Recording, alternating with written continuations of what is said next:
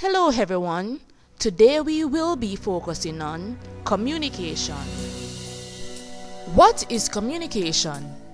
It is so much more than speech. Communication is the act of or skill of transferring information from one person to another through artificial or natural means. We communicate everywhere we go, whether at school, when we are at work, or even in our playtimes. Now let us look on the ways or methods of communicating. There are several different ways or methods of communicating. This is Mr. and Mrs. Jones. Mr. Jones has suffered injuries on his job. He needs compensation. He needs a lawyer to represent him. There are several ways of communication in which Mr. Jones can use to find a lawyer. The television and the radio are two means of communication in which Mr. Jones can use to find a lawyer to represent him. Advertisements are normally heard on these two means of communication. Newspaper is another method of communication that Mr. Jones can use. He can also use the internet to research and find a lawyer to represent him. Mr. Jones can even communicate with his friends and ask them if they know of any lawyer that can represent him. Now, Mr. Jones finally found a lawyer. This is Professor Ingram.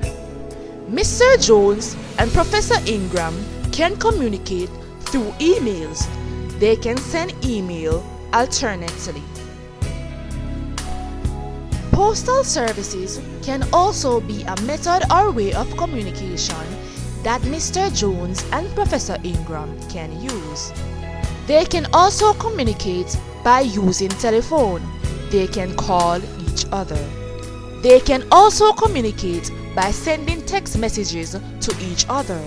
Mr. Jones can send his documents to Professor Ingram through courier services. Example, FedEx. There are many other ways of communicating. Debate is another method of communicating. Debates can be classified as oral communication. Meeting is another way of communicating. Meetings can be classified as oral communication. Have you ever seen signs on the road, in business places, or anywhere you go? They are also a method or way of communicating. Social network is also a way of communicating. We communicate to our friends and loved ones through Facebook, Twitter, YouTube, and many other social networks. Another exciting way of communicating is the use of webcam.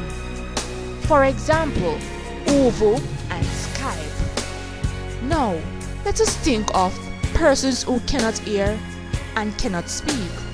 These persons will communicate by sign language. Now, some examples of nonverbal communication are surprised, confused, outraged, shocked, embarrassed, and the list goes on. Thank you all for watching this video, and I hope you learned something from it.